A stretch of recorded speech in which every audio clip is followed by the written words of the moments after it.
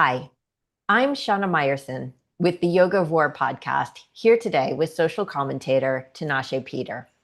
If you appreciate and find value in these important discussions, please consider supporting the show so I can continue to bring you such amazing and esteemed guests. Details are pinned in the comments below. Tinashe Peter, the artist formerly known as Aquarius Waive, is a man of tremendous faith and moral conviction. If you have followed him on social media the past 2 years, you've witnessed a radical transformation, truly an awakening, a repudiation of the woke, a return to God. Sometimes names are divine, and they define not just a person, but a purpose. Tinashe means God is with us, and his relationship with God, as it has evolved, so has his perspective.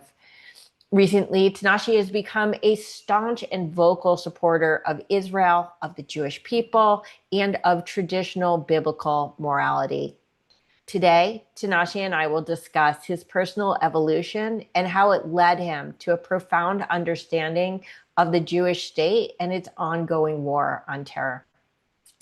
Tinashe, thank you so much for joining us today. I watch, and it's not a word I use very often, but I absolutely relish your podcast and have been looking forward to sharing this conversation.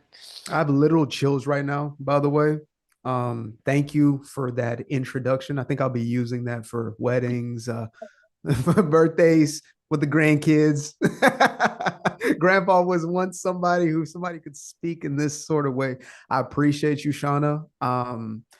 Just before we got on air, I asked you the pronunciation of your name. And the reason is in Zimbabwe, Shana is actually our native tongue. Or I come from Oh, the Shana tribe myself. So there's a little bit of resonance right there already. okay, that's crazy because one Yeah. of the questions that popped up for me that I'll probably save for the end, but just so people can have like a foreshadowing of what's to Yeah. come, is like, who is your tribe? So I guess the answer is me. That's right. You are my tribe. Oh my gosh, I love that so Mm, much. So that being said, let's start with your name. Like, mm, so recently you changed that online. yeah. And even that is remarkable because I'm like, oh, he changed his name on YouTube. And then like I looked at all your other social and I'm like, he changed it everywhere. I mean, you did not waste time. And I've Yeah. gone through rebranding before, not just of Mm. myself, but I actually worked for a company that had to go through rebranding. Oh, It wow. did not happen overnight, I'll tell you that much. So it was remarkable to behold. But let's discuss Yeah. first of all, like not just the origin, because you Mm. have a cool origin story and the meaning of your name, but also like how have you evolved into this name Tinashe, and in Mm. how does it define you? That is an incredible question. So I first and foremost, I wish I could tell you that it was an overnight rebrand. I guess in the physical context, Right. very much so, like it happened in one sitting.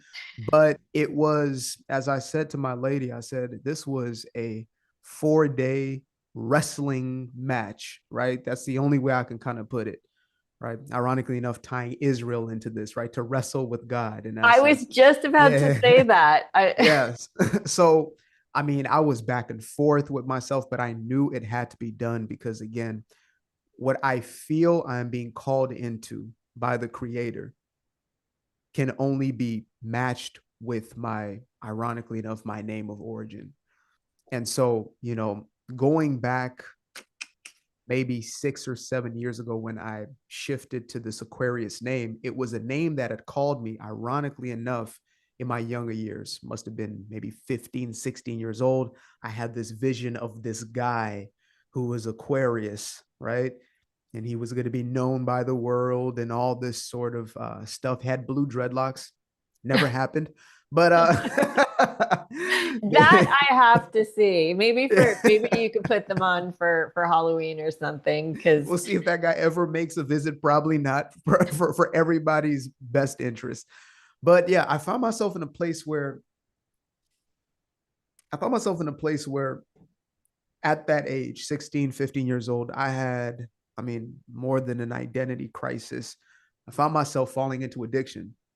Right. And I don't know how, deep we'll go into every single one of these sectors, but, here's a kid who moved from Africa, was raised in a solid family unit, um, but was always sort of in this identity crisis, I guess you could say. Right. And that also leaned heavily on, my faith and what is this faith, and asking questions that I couldn't necessarily find the answers to. Uh, I guess deeper questions as far as how do I deal with myself? What is going on internally as a young man, and, having these different worlds I've been thrown in, at 10 Mm-hmm. years old, I'm kind of yanked out of the world that I know, and I end up in the United States. And at that time, I didn't take it as, I guess, as being such a powerful determining factor of who I'd later become. But yeah, a lot of me was shaped through that time, and not for the best, but all of it is thankfully what then led me to this place in hindsight. So yeah, about 15 years old, I fall into addiction, but at the same time, I fall in love with music. And I connotated the two, and the two were almost inseparable for me. And so at the time, I believe it was T Dub the Banger was the name. So taking first name T and then, Dub. I actually do have a last name. Peter's my middle name, right? Oh, okay. People would discover what that is later down the road whenever necessary. I said when the Wikipedia page comes out, you can find it there. Until then, forever rest. Okay. Okay. In I'll look disorder. forward to that. Nice Yeah. teaser. We'll all like look for the Wikipedia. Go on. Yeah. So again, it's interesting you tied the name, and this is the first time I'm outside of that video you saw, I've really been able to articulate this to anybody. So, forgive me, there's a little bit of a figuring out situation going on here. But yeah, I'm 15, 16 years old. I'm heavy into music, but now, getting into narcotics, things of that nature. And obviously I'm not realizing at the time that it's not really about fun and, and what they sell you, but instead it was covering deeper wounds and unresolved aspects, of whether it's childhood, of fears, undealt with, unprocessed emotions, things of that nature. And again, ironically, I've been given the very tools I needed, right? I had been given God in the beginning. I mean, as Mm-hmm. early as literally, within the name itself and within the household. And so the coming back to Tinashe has been essentially a coming back home, almost this prodigal son sort of, um, I guess, as an analogy, but in a very real way, you know. I I know from your video that it was actually your brother that named Yeah, you, which that's was right. was really quite divine Yeah, providence from such a from yeah. such a young child. Mm-hmm. I'm curious. So you do call it like a coming home, a return. But I'm Yeah. curious, your parents, how religious were they? What was the household like that you grew up in? And specifically, I mean, it's a weird question. How biblical was it? Like was it just like we believe? Was it we believe in the scripture? Was it believe we believe the word is the word and it's the Mm-hmm. ultimate word? Like what was your religious upbringing that So yeah, there's definitely never been a mincing of that in my household. Like okay. the word is word, the word is law, right? But again, as you're a child, you're falling under the faith of your parents. So it's their thing, Yeah. right? And though you may feel connected at some aspect because again, God's presence is always felt throughout that, but um I don't think there was a full ownership of it in that way. And just enough of like a chasm or a gap there, Hmm. for other things to sort of seep in and make their way um into I guess my otherwise theology, if you were to put it that way. So yeah, I was definitely raised with a few Bibles in the home, and those Bibles were used. Yeah. So yeah, it wasn't too distant. And again, if you had been talking to me maybe a year and a half ago, and I was still in a very tumultuous place emotionally, it might have been a different answer. But today, when I look at my folks, and I think it's a story for many of us, whether folks have transitioned, passed on, etc., is they truly did their best. Yes. You know, they truly did. I'm I want to go back to something that you said at the very, very beginning, because I'm Mm-hmm. always fascinated when people say that they've been called in by the creator, which were the words that you used. Yeah. And did you ever read the book Conversations with God? Is this Neil? What's his Yes, name? Neil Yeah, Donald yeah. Walsh. Mm-hmm. Yeah, it's such an incredible book because he basically starts it by saying that he has this conversation, right, with God, and that God spoke to him through his pen. And then he says, you don't even have to believe it because all of creation is God. And therefore, just by default, every book is from God, including this one. And the messages really were quite insightful. Where did they come from? But when you say you were called by the creator, called in by the creator, sorry, I like to use your exact words. Um, did it literally feel like God was speaking to you, or did it feel like the word of God was making sense to you all of a sudden? The word of God became clear as day. Okay. Yeah, because again, some people speak of audible voice, right, that they're hearing, and I would never discredit anybody's experience and how they hear God. I mean, Yeah. some do see the reflection of the creator through creation itself and visual, etc. And I'm far more auditory, obviously. Mm-hmm. But there's a language it feels like I can only hear, just like you can only hear. And God knows how you are spoken to Yeah. better than you could ever fathom within yourself. That's the creator. That's it's Pinocchio and Geppetto, but obviously in an elevated sense. It's I know every seam. Right. Right. Yeah. The other thing is not just that he speaks. It's your ability to receive, because not Yeah, everyone is receptive, and not everyone is receptive at every moment. Right. It has absolutely. to be a particular space and time. What was that space and time for you? I mean, why at that moment? Like, why was it four? I mean, it wasn't 4 days ago now. It was about a week Yeah. and 4 days ago. Like, what happened? Can you remember on that day that said, it's time. It's time to move away from the Aquarius wave that Mm-hmm. was, and Mm-hmm. move into the Tinashe Peter that you were born to Is. be. Yeah. Wow. You are you got it. That is an incredible question. Okay. So uh, I do believe that things work in like micro and macrocosms simultaneously, right? As above, so below, Mm-hmm. sort of thing. And so there were things happening around me while things were happening in me. And there was a calling specifically, to no longer there was a period of my life when I feared opening the Bible back up. And for me, I know that when I am afraid to, let's say, speak on something, it's been the case with Mm-hmm. most of my content, right? Some people may not be able to tell once it's, created and it's out in the world. But before I speak on something, before I started speaking on Israel so vehemently, it was happening in the house.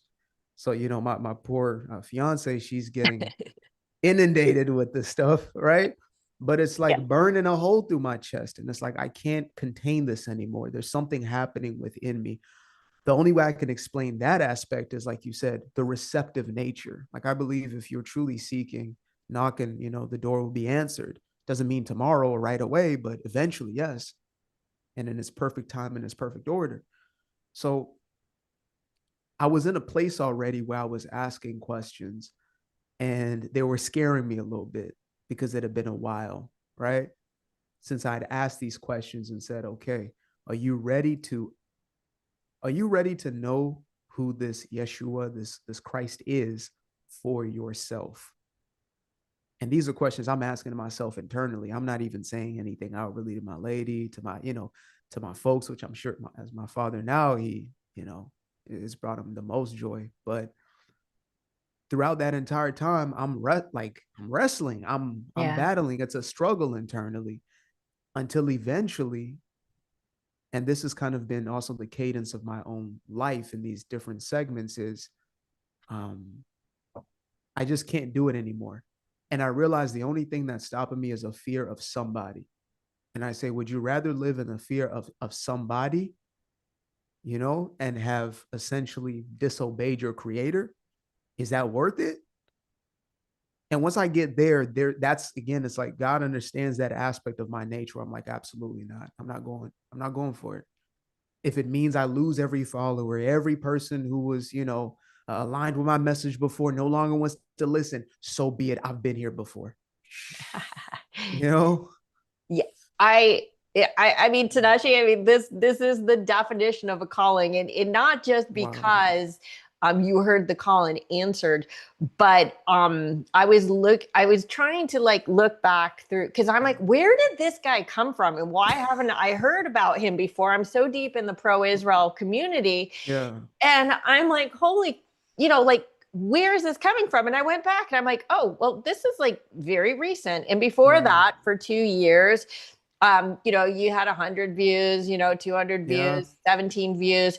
And so the irony, I guess, and to tell you the truth, I had a similar experience with a calling that changed my life and my trajectory in a way that I didn't expect it to.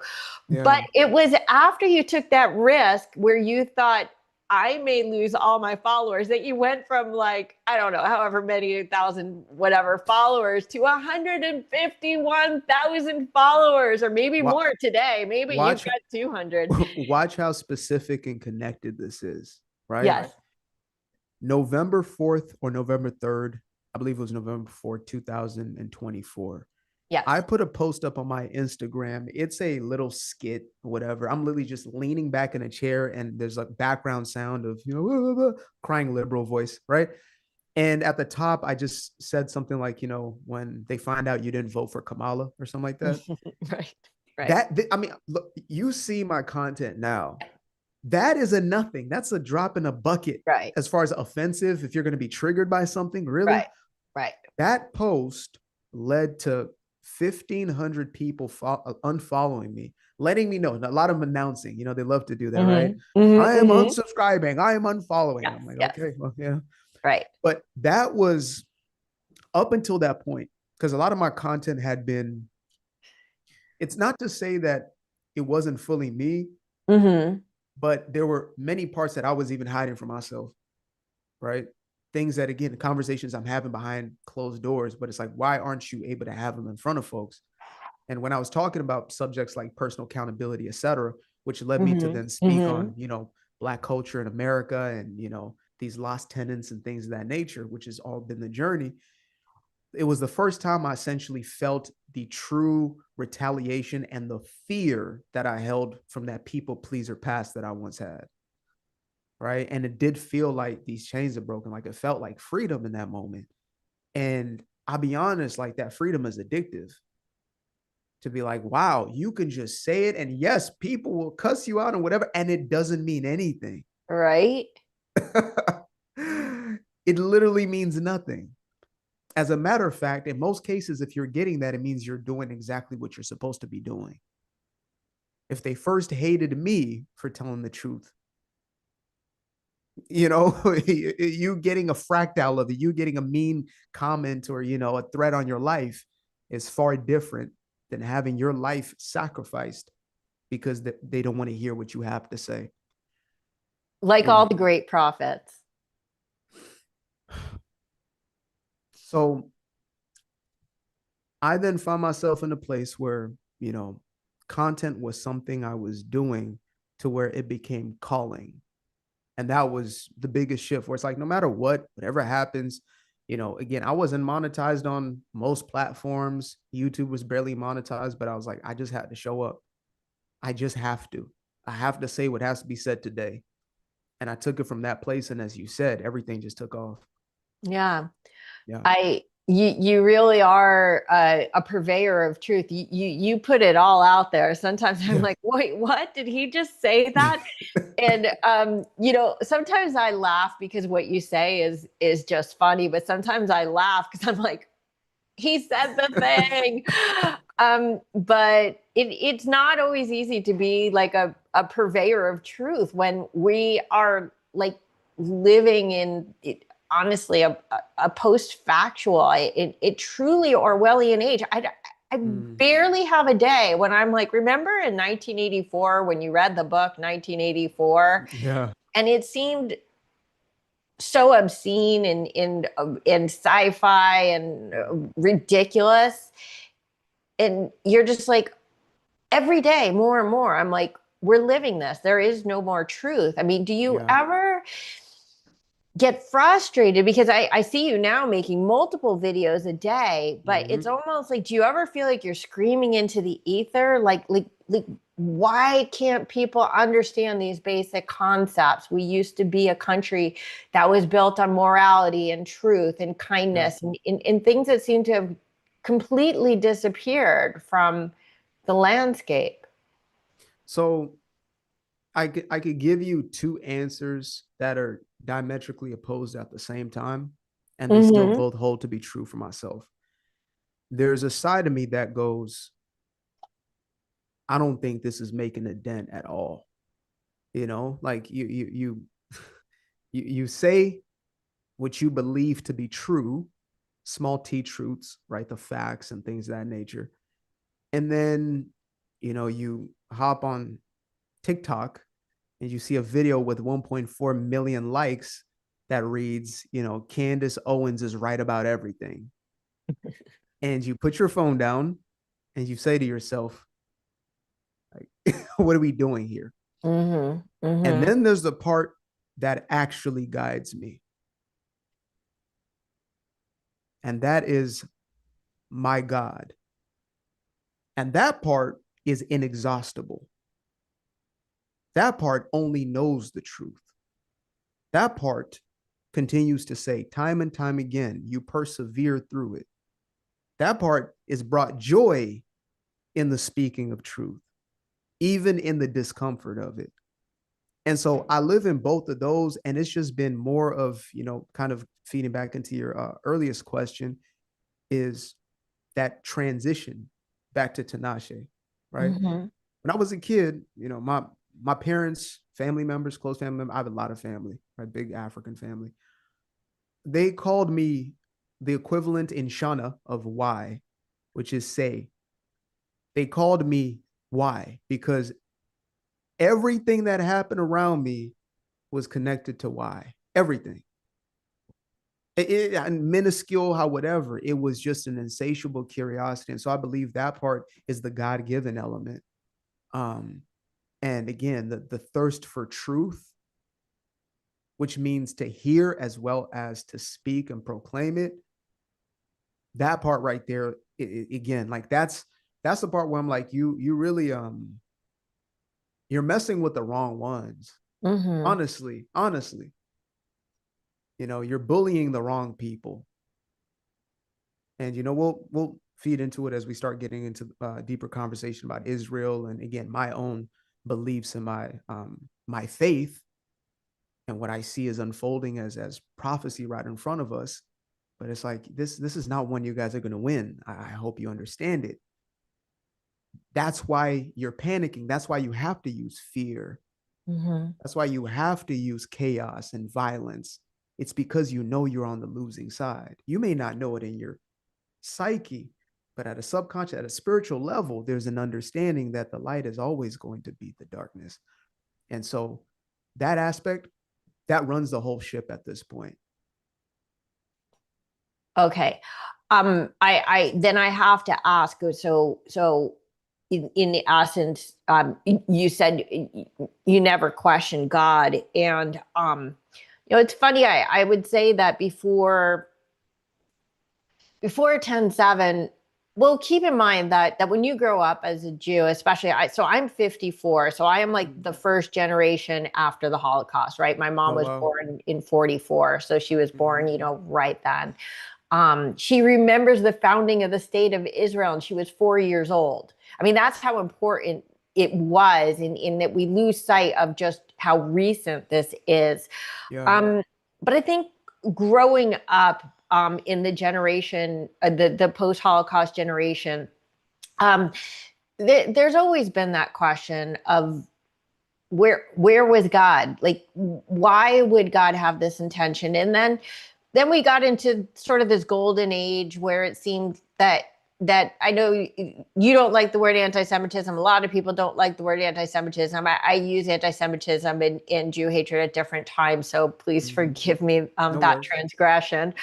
But it did, it subsided. We had a golden age where we as Jews became complacent, and we thought that kind of, you know, genocidal Jew hatred was a thing of the past, and you stop questioning so much, like, where was God or why or whatever, and you're just sort of like, it happened, it sucked. I don't know why God was there, but was not, there to save us, but he's here now, and everything is okay. And there may be an undercurrent of Jew hatred because it's always been there, but we are a country that's built on love, and that's built on tolerance, and that's built on faith. But after 10/7, I go to synagogue every Saturday for Shabbat, but I have to be honest, Tinashe, I don't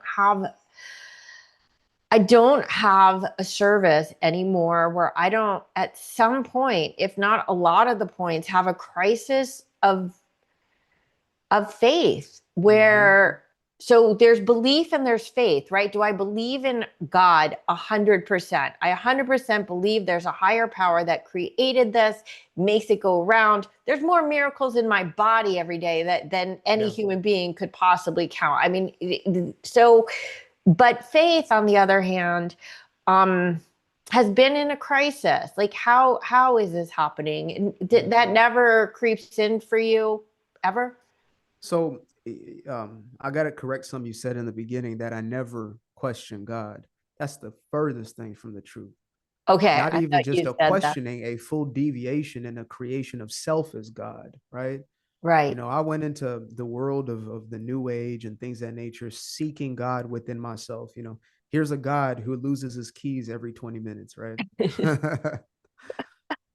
So, I wanted to adjust that one, but it's interesting because as you were speaking, what came to mind was an image of 400 years in Egypt, right? Mm-hmm. And I could only imagine, and it's probably helpful that me and my lady just recently watched there was a series on Moses, and more specifically the story of leading the Israelites out of Egypt. But I could imagine the frustration, the anger, the anguish, the anxiety, the distrust to say, where were you? Right? I could only imagine what it was like in the time of King Herod, right? Here's the return of the very same spirit that Pharaoh had, which is to destroy these people, but it was more concentrated because here would come the king of the Jews, and you know, and he calls out and commissions to have them destroyed utterly. Where was God in all of this? And there's two sides of me. There's the one that goes, man, you might be right. Maybe he wasn't there, right? But the reality and the truth that I know for a fact is he was always there and always is. But the question I would say is, are we? So you pointed to something very specific. You gave almost a sequence. I don't know if intentionally or not, but you gave a sequence of what America used to stand for, right? Kindness, you said tolerance, etc. I would actually adjust those. And you said lastly, faith. I would say that the rest were built on the foundation of faith. Mm-hmm. It was the faith that was the ground. Mm-hmm. Everything else came as a byproduct, as they say, the fruits of the spirit that came as a result of that. So now you have no God, but you want tolerance. Whose tolerance? And what does it mean? It's my tolerance and your tolerance, which means I only tolerate what I want to tolerate. It's my love, right? not agape, not a godly love. It's my. Mhm, mhm, And so mhm. here we find ourselves in a place where it's my tribe versus yours. Meanwhile, Yeshua says, there is no Jew, no Gentile within me. Who is my mother but the one who believes in this? And again, we want to bring it to the United States of America, which was blessed in the same way Israel's been blessed. You open up the Torah and you see blessings everywhere. You see God wanting to pour out blessings. But Mhm. on the same extent, you also see a people who turn their backs on God. We got it from here. Same way I did. Got it from here, buddy. Right. Chaos ensues. Now, even a weak, foreign, non-God God is more powerful. And I'm like you said, I don't mince words. We want to look at Islam, right? They have a God of war, a God of wrath, a God who is violent in essence. I'm not trying to discredit our brothers and sisters out there who believe in this faith, but let's be honest. But when you have no God, a little mustache man will do the job. And that's the part where our pride comes in as anybody, as Americans, as Israelis, anybody. We see it throughout the Western world. We see it Mhm. throughout United Kingdom and Ireland and Germany, all these nations that once had God first and everything else was built on that. The founding fathers, they understood that through and through. And, I don't know if you know the story, but Abraham Lincoln was raised by a very abusive father who used to weaponize the Bible against him. As he beat him to a pulp, he would read him scripture. And so Abraham decided that I want nothing to do with it. It was not until much later in his life, during the Gettysburg Address, when he had to face the reality of what this war was. They were losing the war at that time. I mean, they were getting mollywopped. Mollywopped. Mollywopped. It wasn't mincing of words. Well, it's no. They were losing the war. And for the first time, something in him shifted. And he said, I can't do this alone. And he got on his knees, and probably it was already changing throughout his life, right? He was having Mhm. experiences, etc. But in that moment, he said, you know what? I can't. And he was on his knees and he submitted to God. And from that day, he said, you know what? Everybody who is within the union right now, I, as your president, am telling you, we're going to be fasting and we're going to be praying because all the artillery and all the rest of it wasn't scratching the surface. And after that moment, the entire war changed. They don't teach us that one because they took God out. So, of course, what's the relevance, right? Right. It's good old Ulysses S. Grant and the rest of the story. So the reason I bring that up is because, again, if you want to look at America, it's never been a perfect story. But when you look at what brought that goodness, even that brotherhood with Israel, it came from the very same place. It's a place of faith. Sure. Without it, you fall into whatever the world is telling you. Oh, they did all the terrible things in your life. Okay, I'll go along with that. Sure.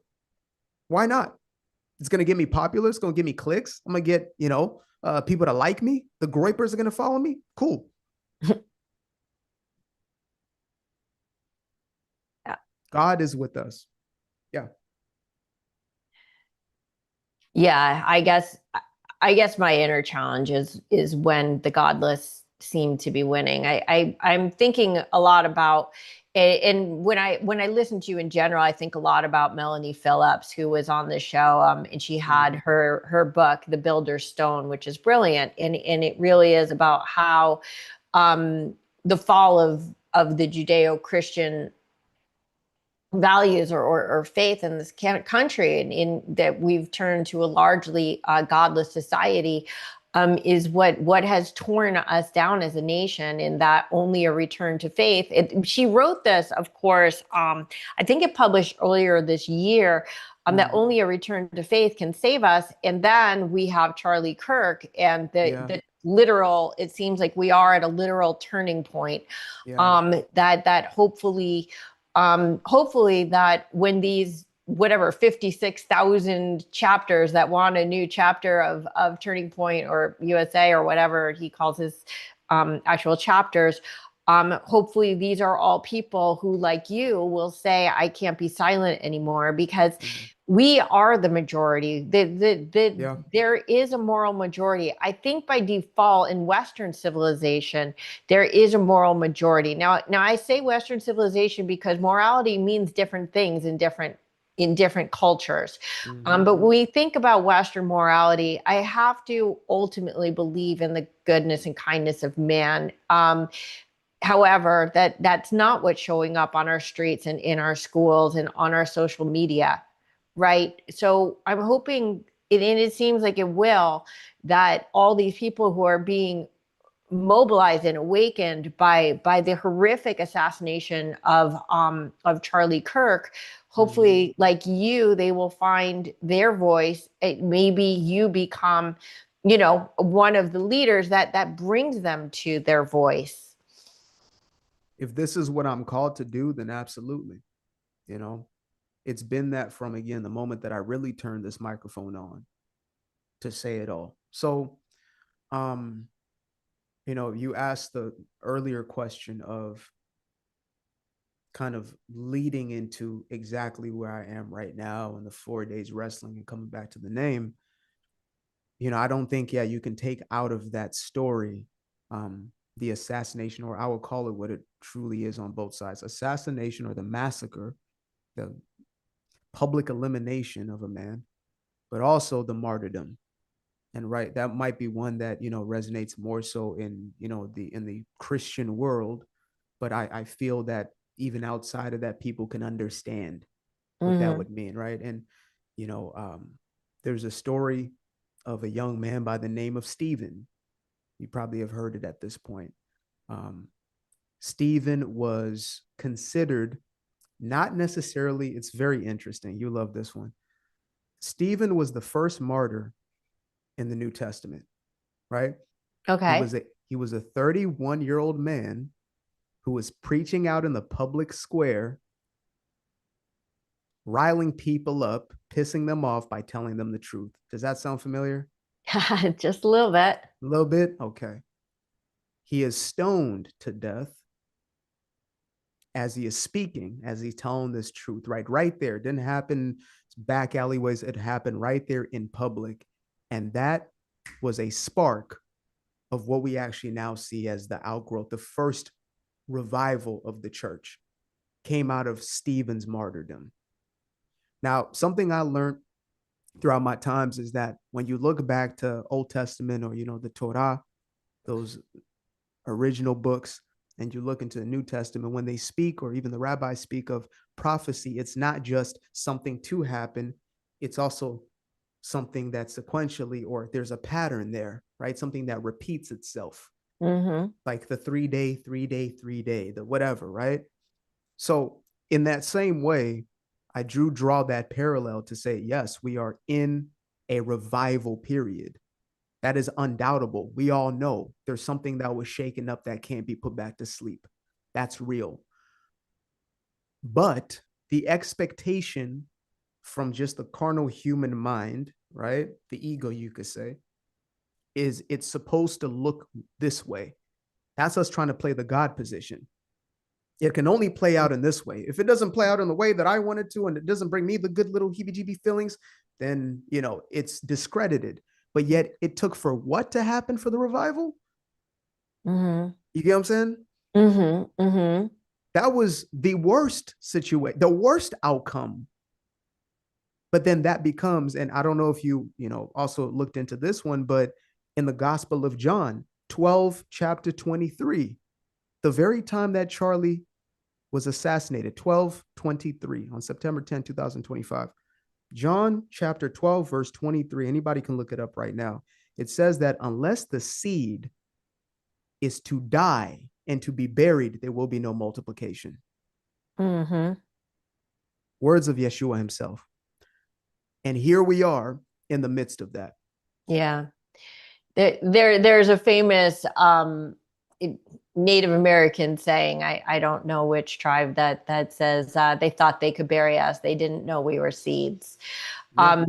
And I appreciate and find like tremendous solace in it, but at the same time, when I think about the 1200 and in how they were massacred, like it's like, why should they have to have such a horrific death, or the 48 hostages? God willing, they should be brought home, so that I could rise up stronger. In that's where, that's where it all sort of breaks down for me, is were these people born to teach us a lesson, to bring us together, to solidify our people? You understand what I'm saying? Yeah. But I also I guess that you had mentioned a while ago about how, you'll say something and you'll feel so good, and then you'll go online and there's this sort of a crestfallen, like, oh, never mind, and that's the actual world and what's going on. And by the way, I have that after every single podcast. I have had the most incredible guests on earth, and Yeah. every time I come out of it thinking, oh my gosh, things are okay, and then I get on X and I'm like, oh, never mind. um, Yeah. but I look, so I look at the Tommy Robinson rally that happened in Mm-hmm. England, and they're saying there were up to 3 million people there.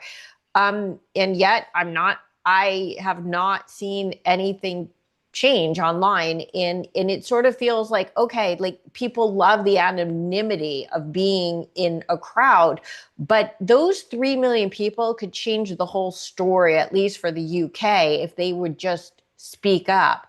And I guess that what worries me, or bothers me so much, is that it's the people who are against terror who are afraid to speak up. Like, Mm-hmm. what kind of inverted reality are we living in, Mm-hmm. where it's the, it's not. So you live in the Bay Area, I live in Los Angeles, both bread baskets No of. longer live in the Bay Area, but Oh, I'm you from don't? there. Mm-hmm. From there. Oh, Yeah. okay. So never mind. Yeah. But go ahead. No, I spent basically my entire life over there in San Okay. Jose. Mm-hmm. Yeah, but I mean, here it's forbidden. You say something in defense of Israel, or Yeah. God forbid, Donald Trump, Yeah. anything. Like, you could just say, the Abraham Accords, like the fact that he did this miraculous thing that nobody thought could ever happen. You don't even have to say I voted for him, or I think he's a great guy, or just like give him credit for something, Yeah. and you're burned at the stake. And but Well, it's like, yeah. so cowardice is the pathway to tyranny, destruction, whatever it may be. Oftentimes when I would think about it as a kid, it's like, what gives leeway to evil? What is it? Mm-hmm. Is it, maniacal deviousness, all that? Oftentimes just cowardice. People who know what is wrong, not saying it's wrong and letting it go by, right? A boy is a boy, a girl is a girl, but you're not willing to say it because you're afraid that somebody is going to kick you out of the little cookie club and whatever you got going on. So if you are, and there's always this two-sided thing. That's how my brain is oftentimes, going with two seemingly contradictions, but they come together and make it make sense. Ironically enough, in the midst of the silent majority and the very, very loud echoed minority, I would say that how many cases can you point to, whether it is liberation in South Africa, that was vis-a-vis Nelson Mandela, India with Gandhi, I mean, America, right? And its inception. How many men did it take? How many brave enough to push it forward did it take until it finally broke the valve, right? Charlie was one man. Now, he was backed by an infinite God, right? Mm-hmm. And I will always lean on that part. But him in and of himself was one man, of course, an organization behind him. It is not just he alone, but it was a vision placed in him that he carried forward that is now, in the wake of his death, Yeah. is becoming what you're seeing in front of you, Yeah. right? So, again, when you look to the plight of the Jewish people in context, I think that's when it becomes the most difficult to understand as Mhm. opposed to from an aerial view. Yeah. And again, from a Christian standpoint, this is also prophecy. Right. It it absolutely feels prophetic and even apocalyptic, and I just every day I dread opening the news. I'm like, may the first thing be that a hostage has been released, but instead, the first thing is always, another front has opened. I mean, the whole Middle East is exploding. Who thought that would come of all of this? But it's just, it's astounding to watch, and it does feel like it doesn't feel this is a struggle between good and evil. I don't understand why people don't understand that, but what's so interesting about it is that the West is turning evil, and more people in the Middle East are saying, you know what, we better make peace with Israel if we want a future. And it's ironic, this realigning of morals or lack of morals or Western Yeah. morals or values, or it's confounding, in fact. But I'm curious, because again, I know you alluded to that you had said something about Israel maybe 6 months ago, but for the most part, it looks like it's been about 2, maybe 3 months that you've really consistently come out very, very strongly. It's Um, it's probably been what, 3 to 4 at this point, where it's been active, like, okay, we're not yeah, letting this one go. Before, like you said, it was a drip system in essence. a drip system. That's right. Yeah. By the way, drip irrigation is an Israeli invention. I know that. Um, I know that. So, but Yeah. I guess I'm curious, Tinashe, because obviously we're going on 2 years now of the war. When did you become fully aware of what was going on in Israel since 10/7? I mean, maybe it was 10/7, um, but at what moment did you feel compelled, like, okay, I can't just sit here? Was it because a new piece of information came, or because, again, like this calling, like it's time to speak up now? So there's a few things playing in here, and that's why I continue to bring in faith is still going to be the foundation for me. Yeah. So there's the messaging I already know, right? Mm-hmm. Reading through, Isaiah as a child, reading through the book of Daniel, etc., and understanding the significance of what is known as Israel. Some want to say, well, it's Judea, it's not Israel. Well, who was King David the king of? He ruled from where? Which was the capital of what? Okay, thank Mm-hmm. you. So I know, yeah, I can be sassy. It's necessary sometimes. So for me, there was that part that was subconsciously already there, right? Honestly, it did not become my issue until I realized that it's all our issue, right? So Yeah. October 7th happens, and most of the world pretends nothing happened, or they're already turning, the story, inverting it. That's what evil does.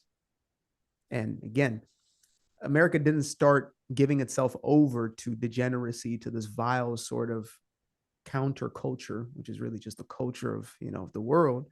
It didn't start doing that on October 7th. Mm-hmm. We were already George Floydized, right? And we were already jabbed up. I mean, we were already far gone when it comes to that. You want to stretch back to the 1960s and the eradication of the fathers in the black homes, like it had been the cultural revolution, man. Peace, love, Mm-hmm. man, Mm-hmm. Mm-hmm. which carried a lot of these break the household, break the foundation, take away the moral values that used to be there and replace them with subjectivism. That stuff was already going on.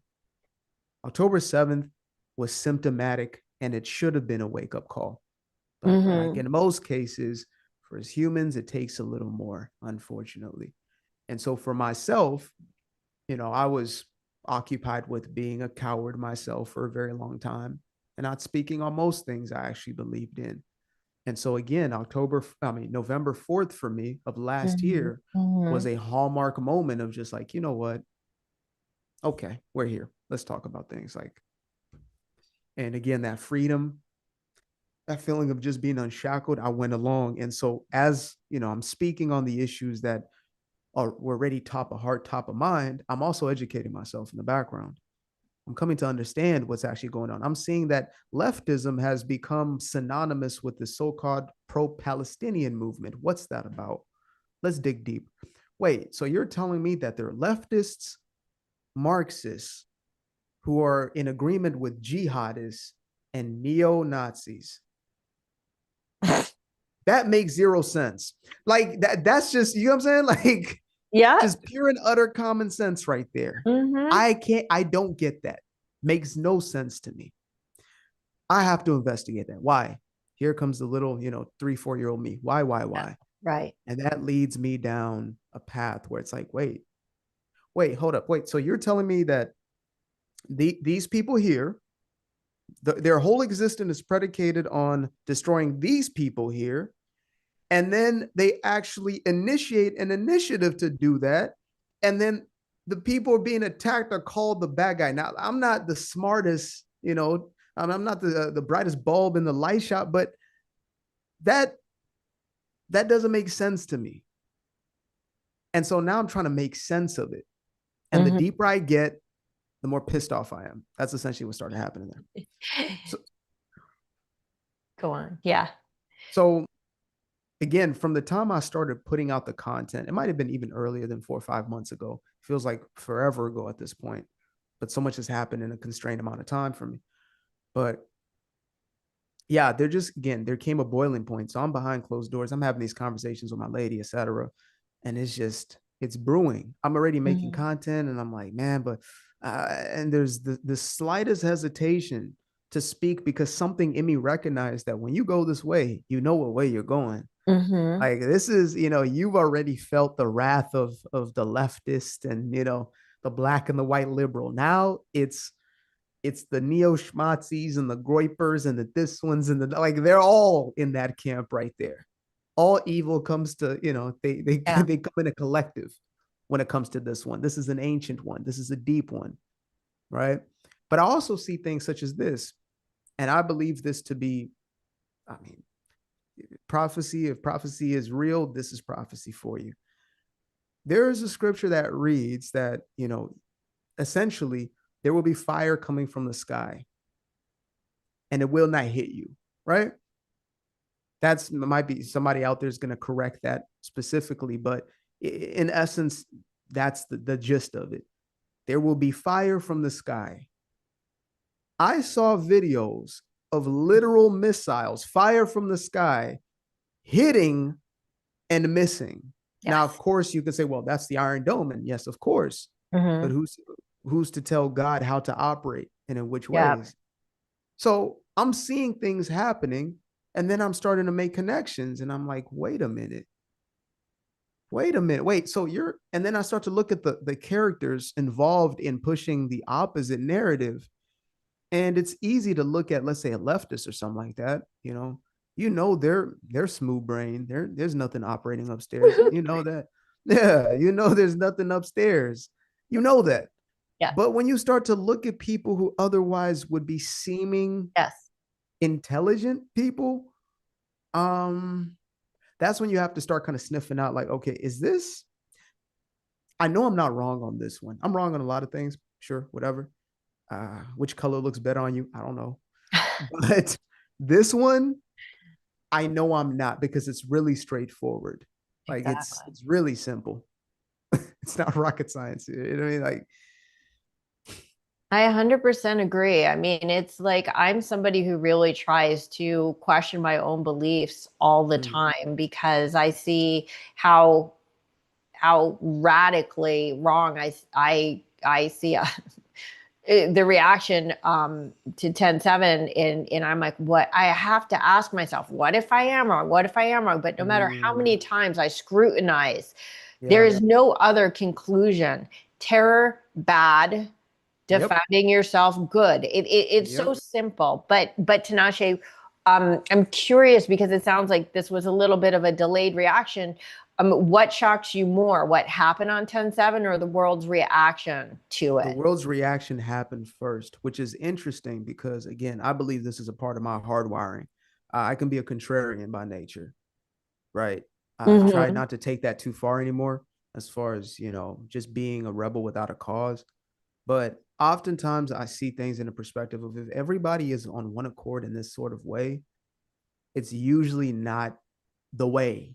Mm-hmm. There's just something about that phenomenon, right? Mm-hmm. So when I saw that all these people are aligning, that I know what their ideas are. I've been talking about these people. I've been, Yeah.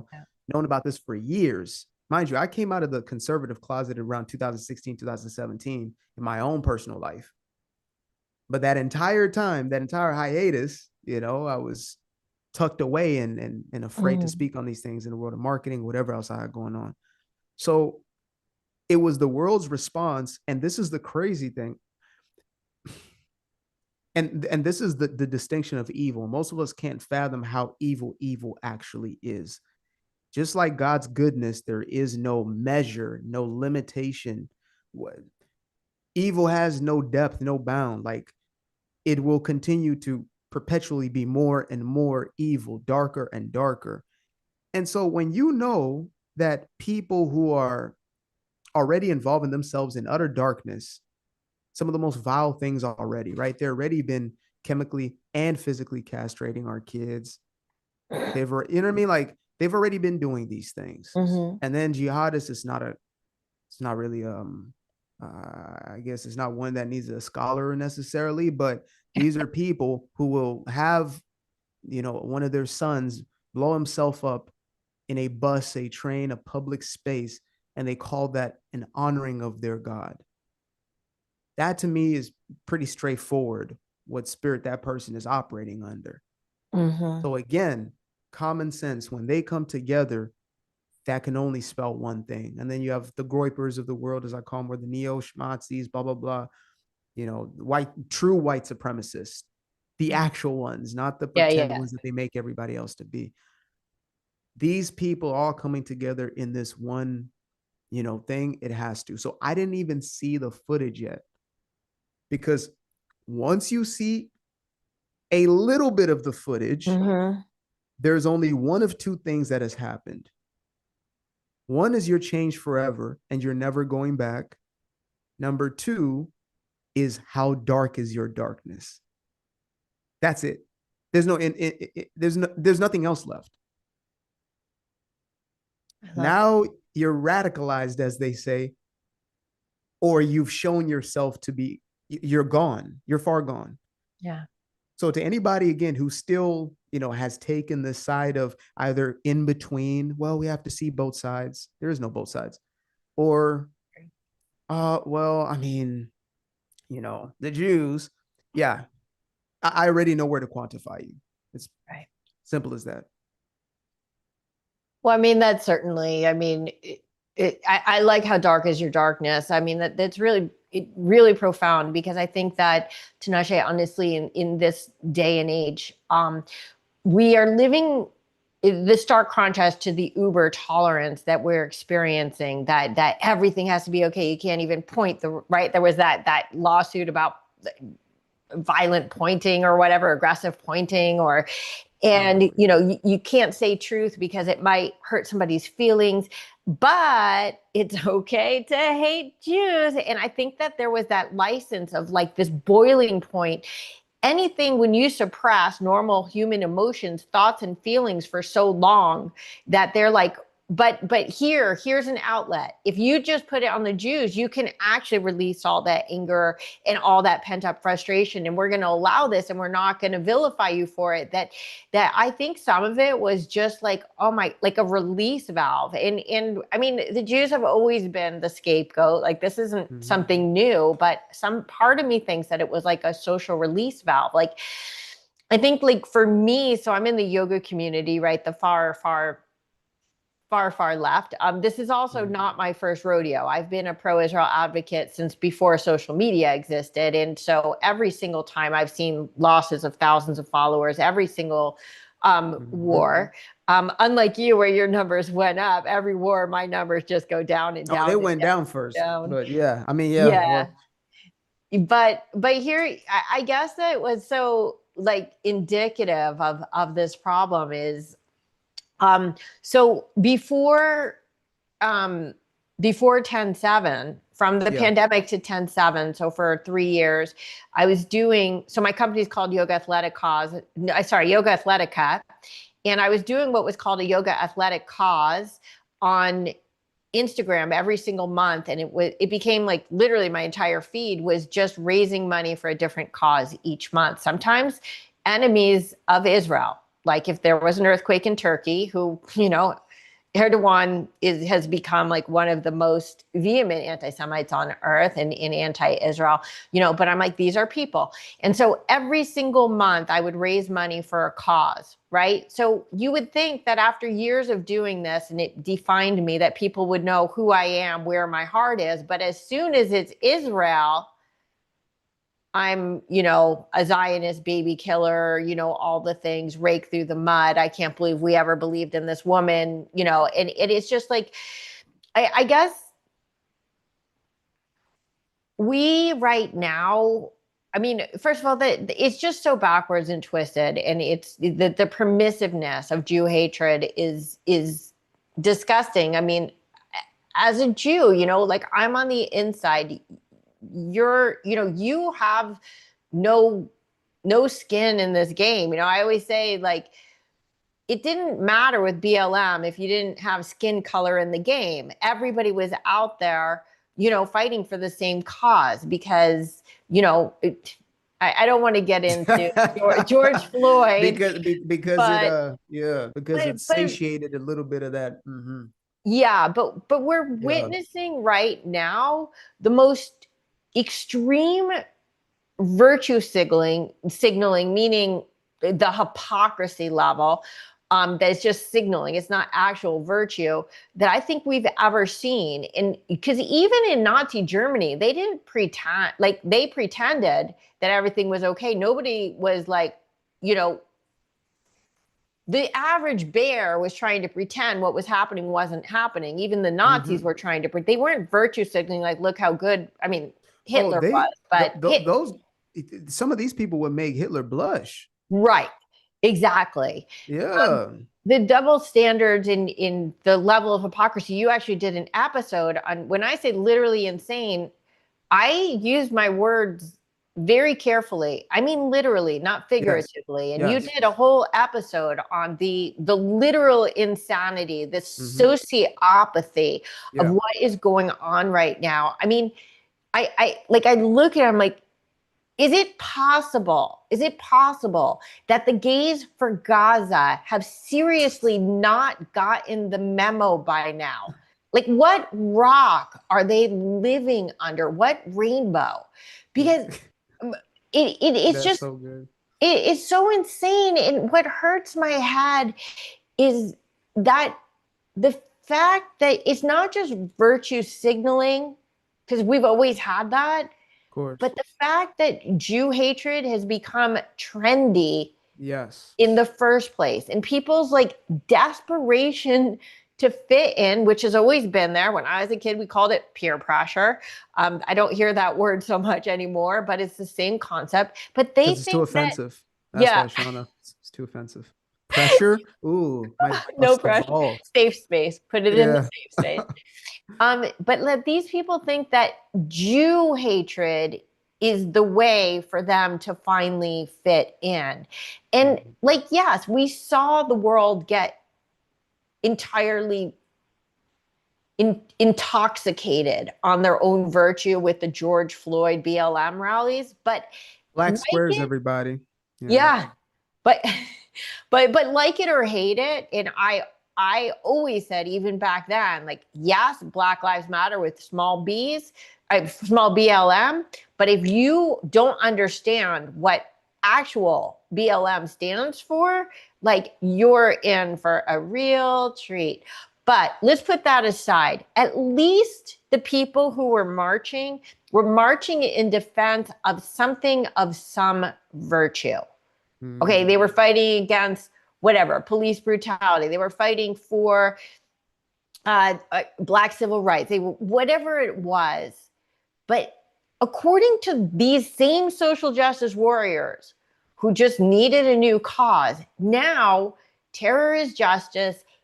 Hate is love. War is genocide. And by the way, by their definition, all war would be genocide, which is basically you're killing people in a country and they're all from the same country. Therefore, it's genocide.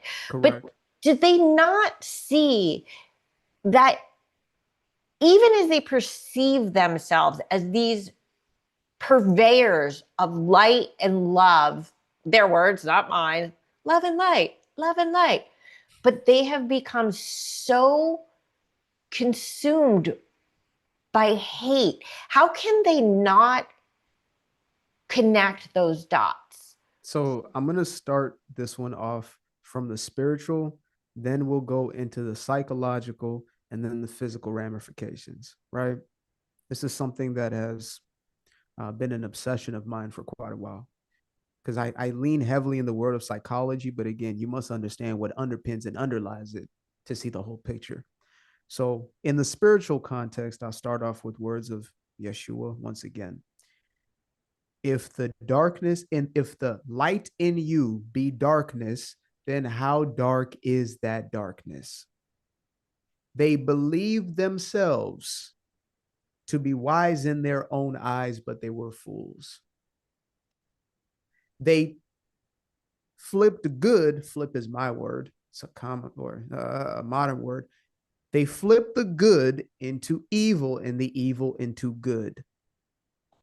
This is a concept that Yeshua spoke on time after time. You will be deceived. There will be false prophets. They will come in sheep's clothing, etc., etc. That's where that statement even comes from. They will come as a ravenous wolf in sheep's clothing. So when you're understanding evil and understanding darkness, you have to understand that, again, this is the foundational element, because otherwise you'll get lost in but hows all day. Now, if you want to take it from the psychological aspect, which is dark triad personalities, is something I've spoken on extensively, right?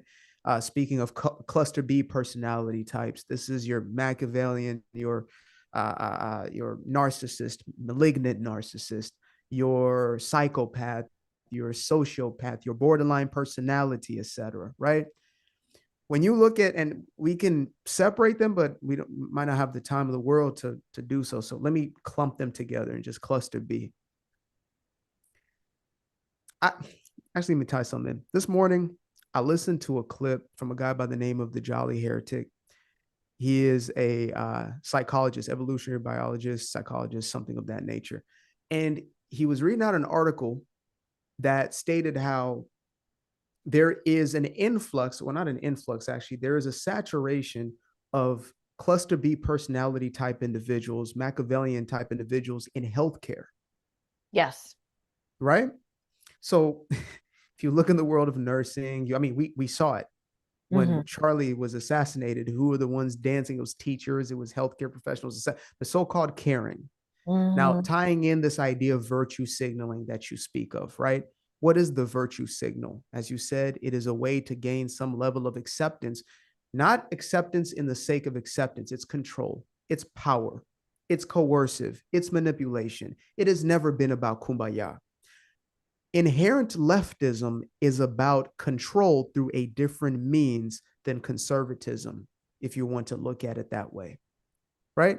So the trick or the masterfulness of these people has been the co-opting of language. They know how to take a word and make it mean what they want. Darkness, light, and light is darkness. So they take the word pride and they make it mean what? Pride leads to the fall. Pride, the greatest sin, the first sin in essence, and they flip it to mean us projected into the world, what we stand for, and we're going to trample all over you with it, right? We're going to take your language. Oh, women's reproductive rights. I know some folks might be offended in the crowd, but these are the facts. They took the euthanizing, the taking of an infant's life in your womb, because they believe that when, a woman has her life taken and there's a child in womb, they believe that to be two lives, right? Because the baby's convenient then. When it's no longer convenient, then all of a sudden it's no longer a life, it's a clump now. So okay, we're going to not call it that because we don't want to feel icky. So we're going to call it women's reproductive rights. Cha-ching. Why do we need to always co-opt the language? Because we need to keep our positioning as the good, moral, just individuals. If you are committing a crime, and I'll tell you this straight up as somebody who used to, if you're committing, I was selling dope. I'm not afraid to say it. No longer have. I've been 10 years sober, actually, as of this month. So, congratulations. Thank you. So, if you're committing a crime, how would you, Shana, get away? Like in yourself, what would you have to do to get away with, let's say, stealing? What would you have to do? What would I have to do? I psychologically before you execute. Of course, don't give us your game plan and nothing like that. But what would you have to do psychologically? I mean, I would say that the first thing you have to do is put yourself ahead of all others, because I have to say, Tinashe, like, this is going to be weird to hear. I've never really been in trouble in my entire life. I believe it. I've never touched a drug. I've never I am like the authority listener to. And one time somebody broke into my house, and I can tell you just psychologically, I'm like, I just kept going back to, they were standing in the middle of my house and thinking anything I want here is now mine, and that was okay. So I don't have a criminal mind. So I guess, like, in order to get away with, okay, let's say a lie, right? Okay. Let's say a lie. Okay. What do you have to do first in here before you execute? I have to convince myself that lie is true. So you justify yourself. Yes. Justification is the only way we can bear cognitive dissonance. Yes. I am a terrible human being for doing X, Y, and Z.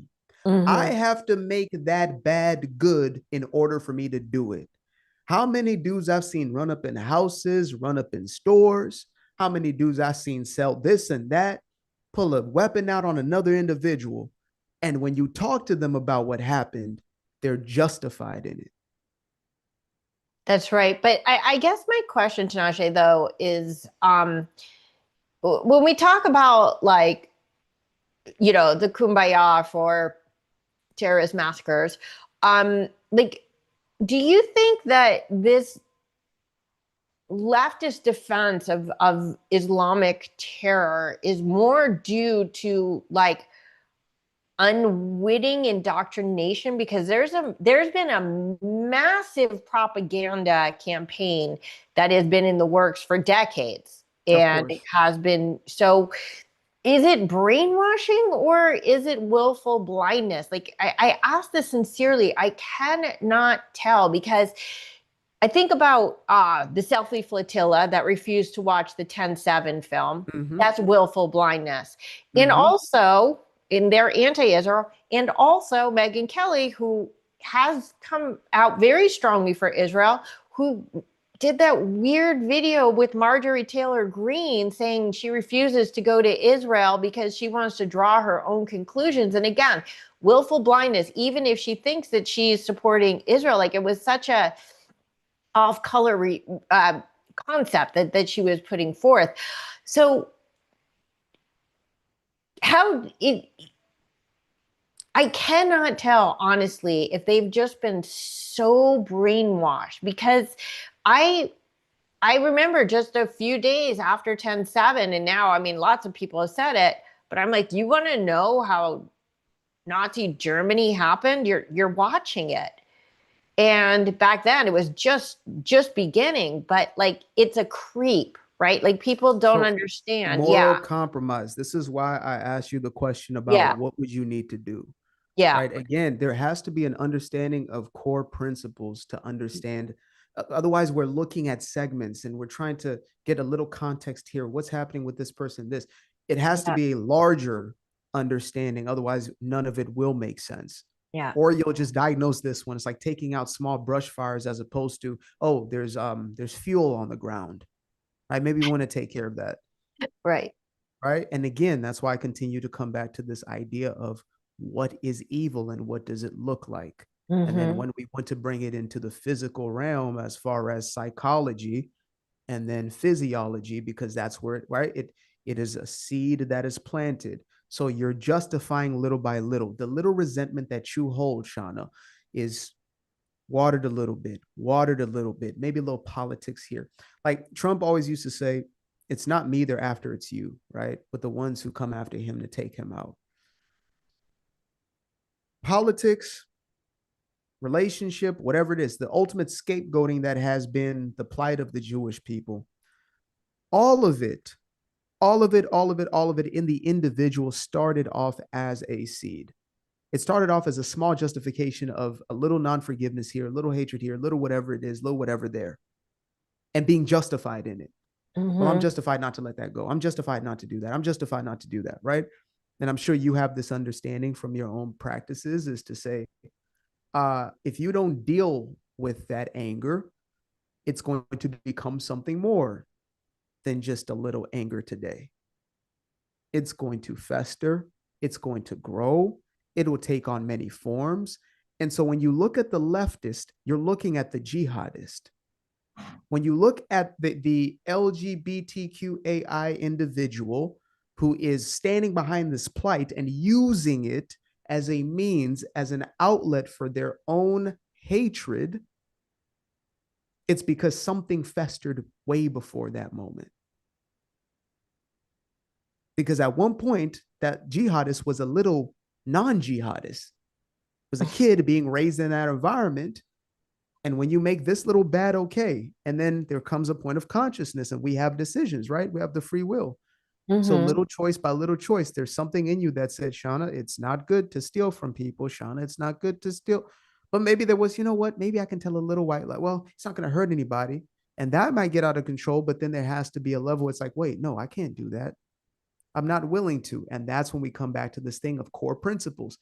Our nation lost the core values, which come as a byproduct of our God. Whether people feel uncomfortable with me saying that or not, I don't care. That's the fact. Yeah. When God was the core principle, what is his will? Okay, we love him, so we love one another. How do we treat each other when we love one another? Now we can go to the 10 Commandments. Of course, we would do these things if we love Yeah. one another, instead of a fabrication of it to look a certain way. Right. And so again, we believe the words. And in your life, I don't know what your relational experience has been, but how old were you when you realized that, oh man, the words that these guys are saying don't necessarily matter because look what they're doing. When did that happen for you? Yes, I can remember very, very clearly the first Uh, time that happened. I don't know if I could remember what year it was, but it was uh, honestly, it was probably around 2000.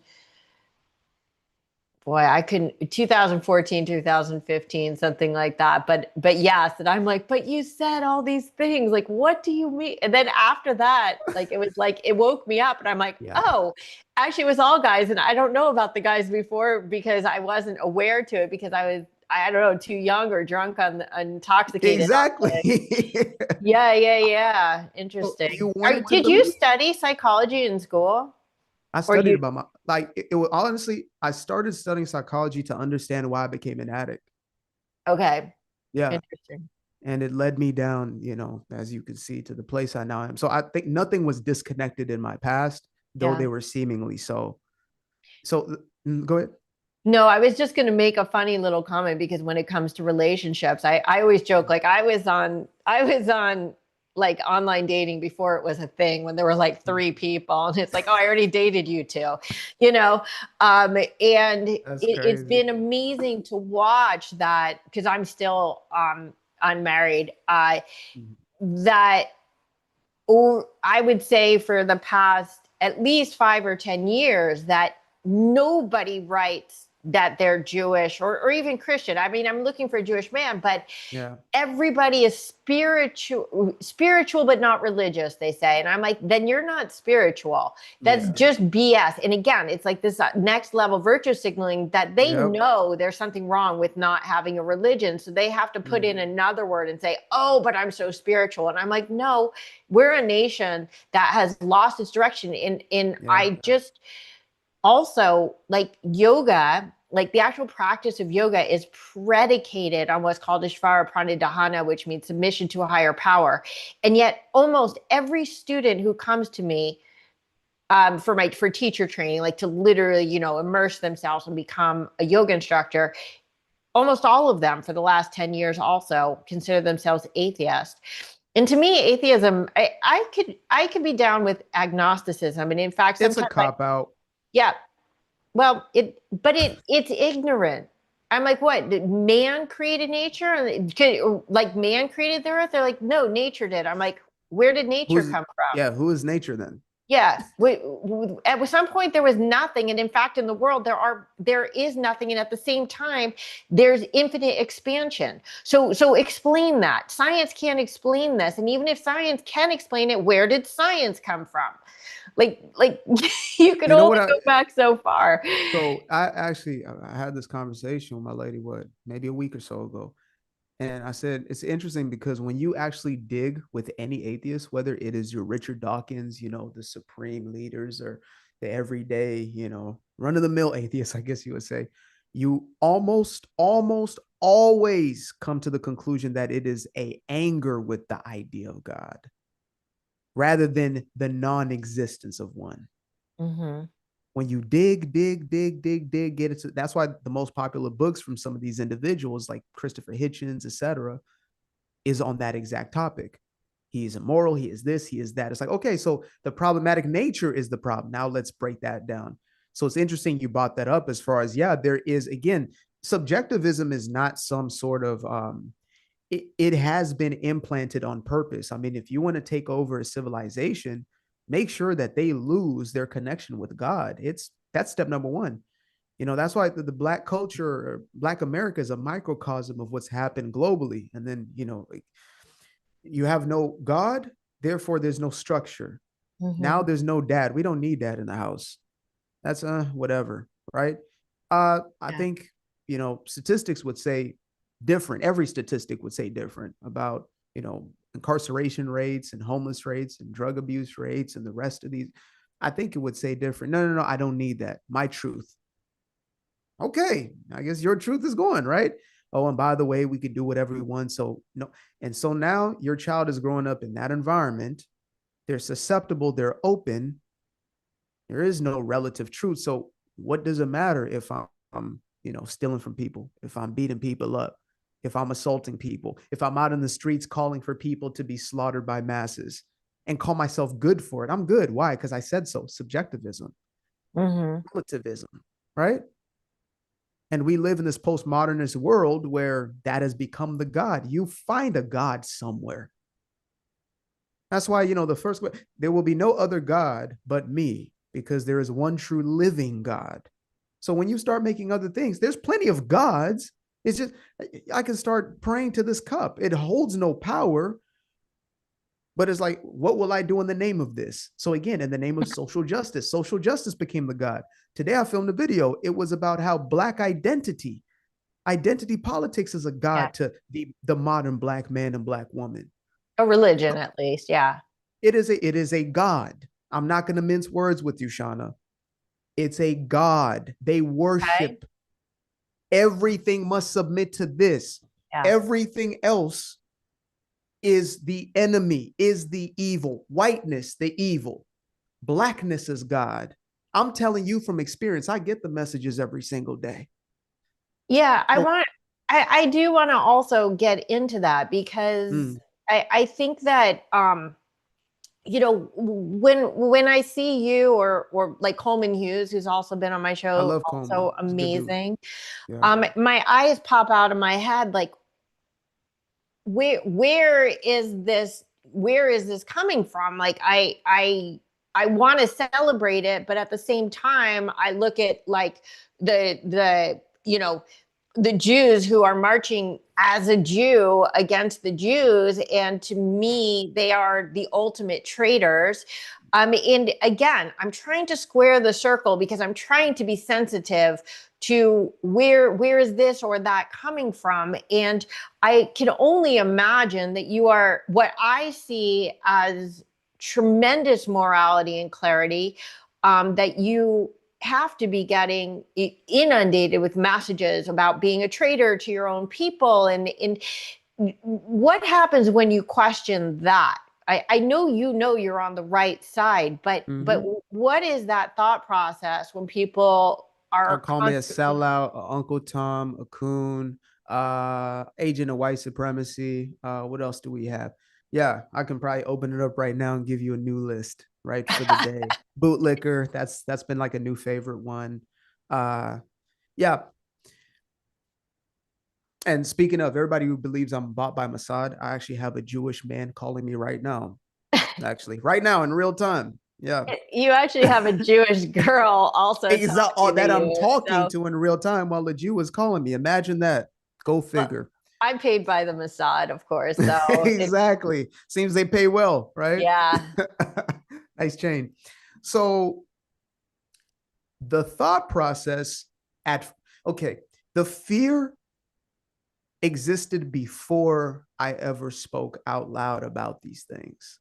And again, that was the first place I started to speak in this sort of way Mm-hmm. was on Black culture in America. That was the first great awakening, I guess you could call it, right? Coming out of the conservative closet and getting inundated with these hate messages, etc. And before I put out my first real, message, because there's a difference when, creating content and a message, I think there should be a differentiation, right? It's like, what is content? Is it just whatever? So before that moment, I was shaking, I was terrified. After that moment, and even receiving the messages, and this sounds crazy to you, and I can't explain it to anybody in any other sort of way, but it felt like freedom. Mm-hmm. It's almost like, back to the relationship thing of you're in a toxic, vile relationship, whatever it is, right? And you're so tethered to this thing. You're tired. If I ever lose this, I don't know what I do myself, etc. And then you look back maybe a year later, maybe even months, maybe days later, who knows? Maybe you had to literally run up out of there, right? Physically. Mm-hmm. Mm-hmm. When you look back, you're like, oh my goodness. Thank you, God. That it's the same feeling because that was my ball and chain. That was the reason I wasn't telling the truth, is because I was bowing down to that God. Mm-hmm. Racial idolatry. My race matters more than my skin color matters more to me than anything else. And so we don't deviate from what our skin color says for us. And so anybody can usurp that and control that and create a narrative for it. Mm-hmm. So at this point, I pray for them folks. I'll let them know sometimes. They curse me out. I'll be like, I'm praying for you. And I'm not saying it to be funny. I mean it. Yeah. I hope that your eyes are open. Yeah. And there's been people who've come back now. It's been enough time to where people have come and be like, man, when I first started listening to you, I hated you. I couldn't stand you. But for some reason they tuned in and they said, now it's like, man, I get it. Now, few and Yeah. far between of those, but it's like, I'm in the long game. I'm in the eternal Yeah. game. I don't have to be here for it to happen. I can long have passed on and, let that work continue to happen. But that's my job. And so again, for me, I know it's not about the arrows that are being shot at my back. I'm gonna do my job for as long as I got to do it, as long as I'm called to it, and that's all there is. And you spoke of calling. It's like you can't explain it to somebody on the outside and Yeah. make it make sense. Be like, you're crazy. Imagine Charlie. It's like, dude, you have death threats every single day, and you keep going out there.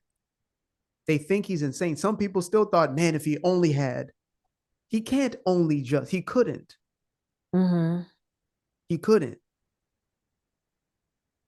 And so again, yeah, I get that backlash. I get the this and the that, and it's a part of the like you said, losing followers every single, breakout of a war or whatever update on BB or whatever happens, right? Yeah, It's like, yeah, oh, here's a new influx of unfollows. It's the same ebb and flow. Because when it's all said and done, it's like I'm doing it for people, but they're not the ones to dictate my direction. yeah. I'm not curating content. Yeah, it's interesting to me when you made the comment of like I can't betray my skin color. That I mean, in theory, when you're going through this process, because I could tell you another thing is growing up in the shadow of the Holocaust, that the only thing that I was brought up with my whole life was, as Jews we can't afford to hate. That was like literally the thing that I heard over and over and over, and that's how we were brought up. And it was Yeah. only in 2020 where, um, not that I realized, obviously I knew that two of my four best friends were Black. Like, I mean, Mhm. you'd have to be blind, literally Yeah. blind, not to know that. But it never occurred to me. Do you know what I Hmm. mean? Yeah. Until one of them, who her best friend was Black, her first husband was Black, her mentor that got her into her whole entire career, I mean, I'm sorry, was Jewish. Sorry. Her best friend was Mhm. Jewish. Her husband was Jewish. Her mentor got her into her career was Jewish. And she literally called me after George Floyd and said that all Jews hate all Blacks. And that was literally the end of our relationship. And I didn't know what hit me. It was, and then the other one is still one of my closest friends.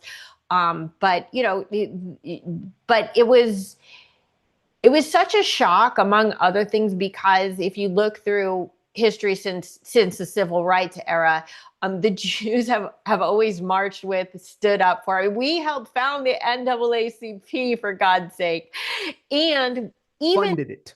yeah, and even if you look at BLM in specific, the marches were going on in Israel too on behalf of BLM, and yet the BLM charter specifically calls for, I whatever you could say, not you, human beings, whoever can say that is pro-Palestinian. It's anti-Israel. It's vehemently anti-Israel. It's anti-Jewish. BLM Chicago on 10/7 put a picture of a, a paraglider on their social media, meaning the paragliders that came into the Nova Festival to massacre and rape and do the most horrific things to these young children at a party. Um, Can but I ask you a real question here? yes, And this please. this is live, right? It is. Okay. Well, we're here already. Uh-oh. Yeah, you need to get comfortable with more and more of the uncomfortable, Yes. because that's also the reason why, again, you ask, well, how do we get here? It's Yep. because slippery slopes, right? Yes. Make for a terrible trip down. So when you look at what you, and I don't want nice curated, when you think about modern American Black culture, mainstream, I'm not talking about your buddy over here, I'm talking about mainstream Yeah. culture. Is it connotated with positivity or negativity? Again, I'm not saying this to be kind. I was brought. I'm gonna get to Mm-hmm. like some statistics and thoughts and ideas specifically, but I don't think of people as blobs. I just don't. That's not how I don't compartmentalize. But They do. when I know they do. So when I look at it right now, the actual Black culture, I have to say, I look through it as a Jewish lens. And I think that in general, and I was going to ask you, I think that besides the very religious ones, are very vehemently anti-Semitic. And unfortunately, that's sort of where I draw the line. Yesterday, I made a sort of like a commentary live about just the ridiculousness of the UN and all the things and the double standards. And I'm like, well, I looked up some statistics. So it turns out that like 52% of all murders in America, according to the FBI, not according to me, not according to weird statistics, are committed by Black people, and they constitute approximately 11% to 12% of the nation. And so there's an It's outsized number.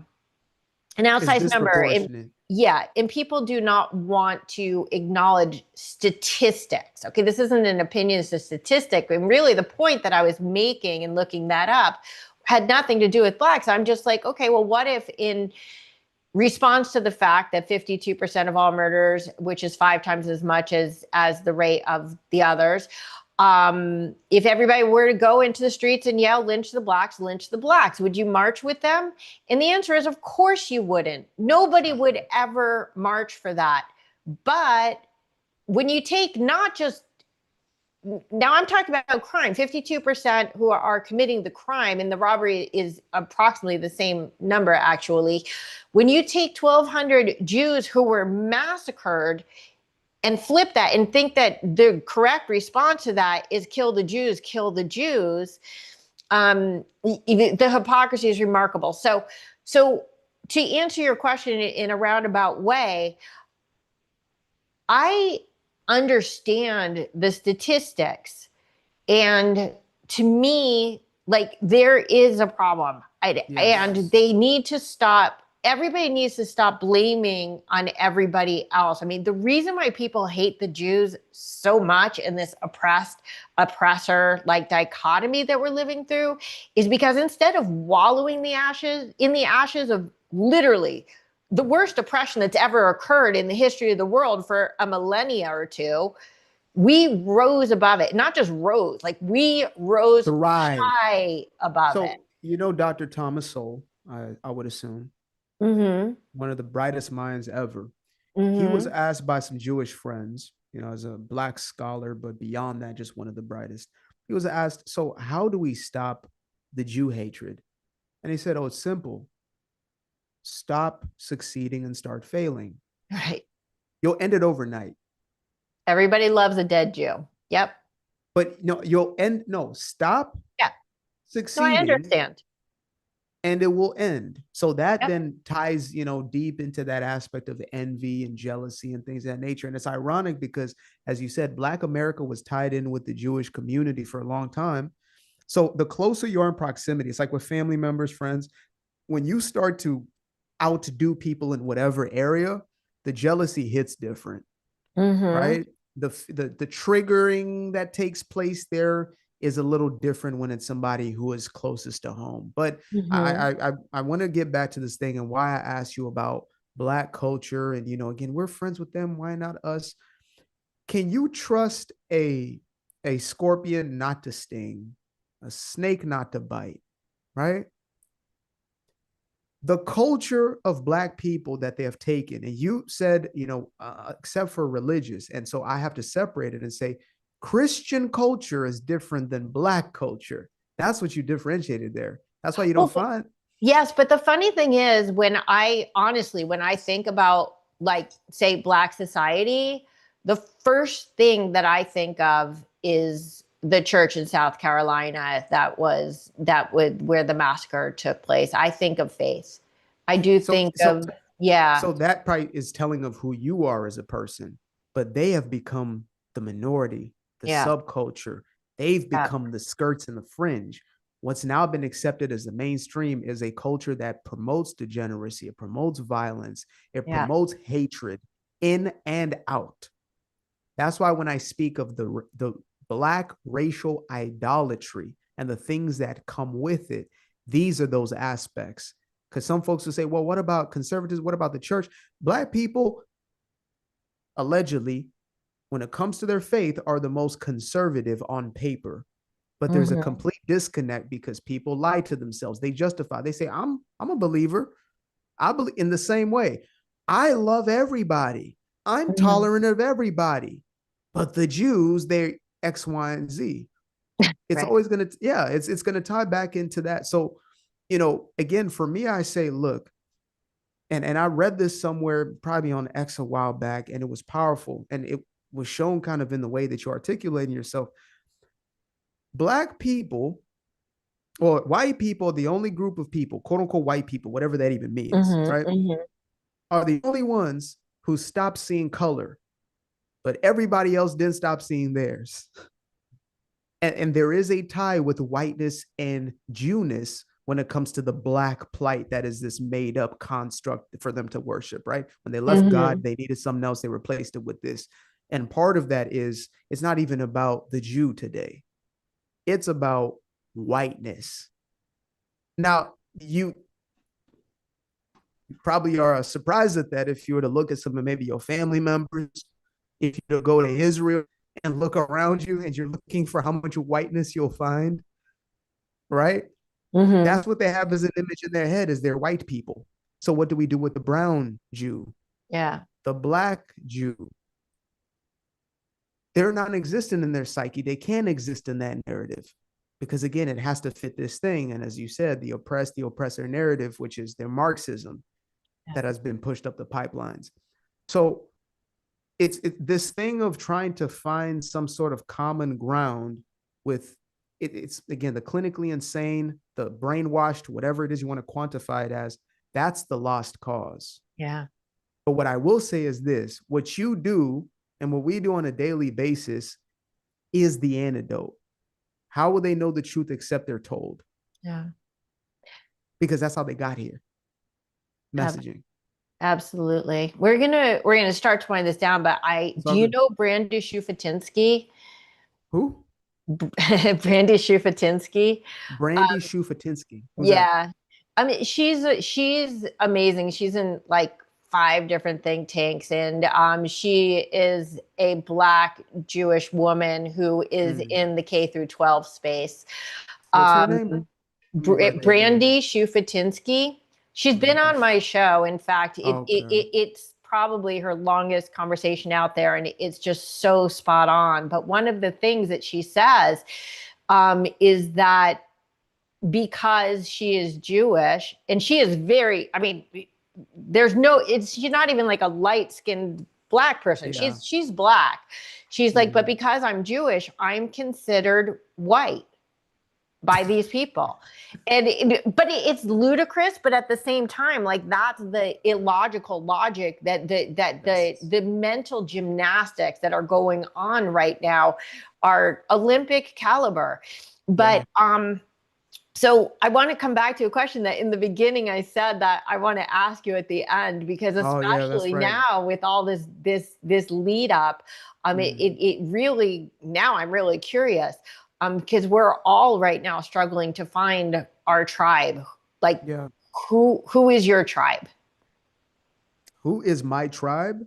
Yeah. I mean that in the most general sense, those who are in pursuit of the truth, big T truth and little T truth. That's who's my tribe. Who care about nothing else but that. Not the accolades, not the clicks, not the awards, not the affirmation, not the validation, not the anticipation. I don't give a damn about none of that. I want the people around me who want that, and their hearts are after that. They may not be there yet.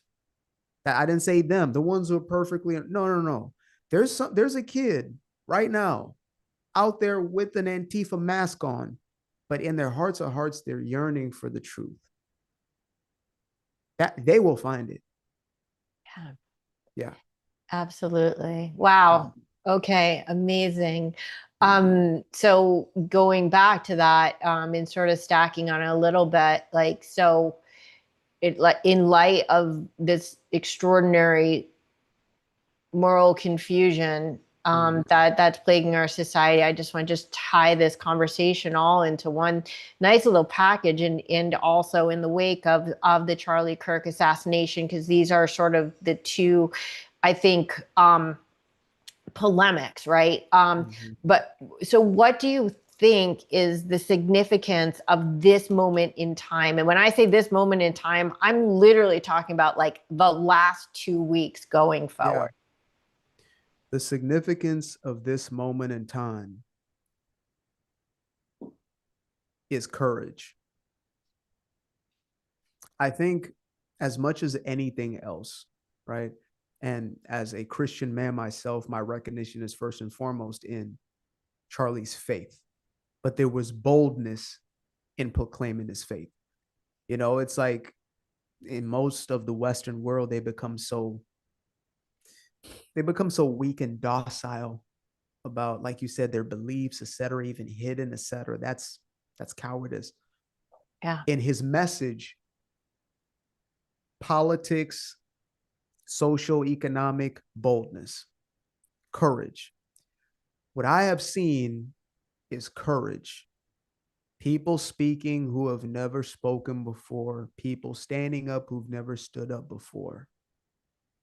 I'm seeing it with my own eyes on this side, right? And so that is the awakening. That's what's happened. That's been the byproduct. Courage. So It's I'm hit. funny. I'm laughing inside because what you just said a few times in a row is that what you're seeing is courage, but the truth is, Tinashe, what you are living is courage. Oh man. I get chills listening to you, and your voice of truth and of reason, of meaning and of purpose and of Thank you. virtue, real virtue, not the signally kind, and No signals here.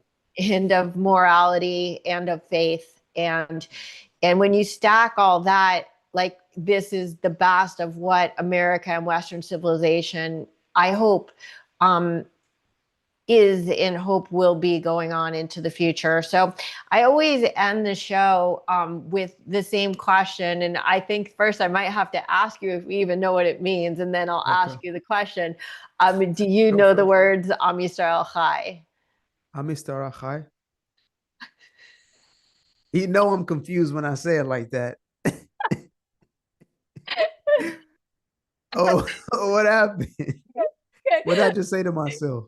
Okay, so let me explain to you really briefly what it means. Uh-huh. Am Am means nation. Okay. Yisrael means Israel. Oh, I'm Israel. Oh, you say Israel? I was like, I'm Israel. How? What kind of? Yeah, and Chai means lives. So this is sort of the slogan of the Jewish people. Am Yisrael Chai, The the nation Jewish, of the is. Israel lives. Say that one more time. I thought I put a curse on myself. You said, I'm No, Miss. well, the You way said you that said so it, you fast. might have. You got to run that back. Okay, so it's funny because I have a lot of non-Jewish people on the show, but they've Yeah. they've really really immersed themselves in this Israel game for like a long time. Yeah. And they're like, "Oh, Am Yisrael Chai means blah blah blah blah blah," and you're like, "What you just came back with cracked me up." Okay, so I'll say it again. So it's Am Uh-huh. means nation. Israel. Yisrael means Israel in Israel. Hebrew, Yeah. I'm and Israel. Chai means Chai. lips. I'm Israel Chai. That's right. Okay. Well, uncurse myself. Thank goodness. So I was gonna ask you what Am Yisrael Yeah. Chai means to you, and now, like, can you even It remember what means it means?